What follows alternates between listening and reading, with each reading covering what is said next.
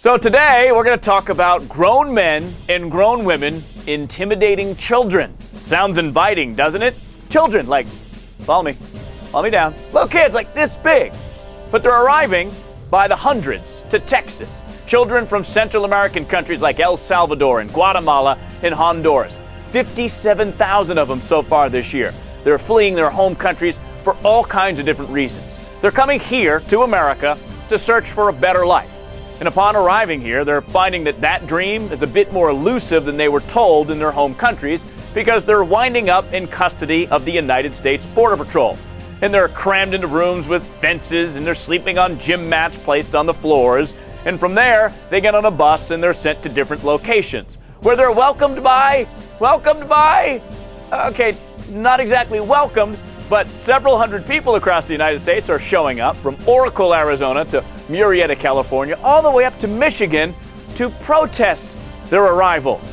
These protesters say they're there to exercise their First Amendment rights, and I'm here to exercise mine by calling it bull. Here's why. You're a bunch of grown adults kicking kids off the playground. In this case, it's not the swings, it's the buses. Grown men and women intimidating children. Sounds very American and very constitutional-like behavior to me. In Michigan, the protesters even brought their guns along, strapping their AR-15s to their back. For what? To prove that you know the First and Second Amendment? Or did you just want to wave your guns at the poor little immigrant kids on the bus and go, ha ha ha, that's America? But here's what I don't get. Why not just be honest? Tell us you don't want the kids here. Tell us you don't think they belong. You don't want them in your schools. You don't want any of them receive your taxpayer money. And then there's this guy. His name is Adam Quansman, and he's an Arizona state rep running for Congress. He attended the protest down in Oracle, Arizona, and he's maybe, I don't know, shall we say, a little too eager to win Congress? While at the protest, he took a picture of a yellow school bus and tweeted it out with the words, "Bus coming in. This is not compassion. This is abrogation of the rule of law." Hey, you get a bonus point for using a New York Times word, but you got the whole stinking thing wrong.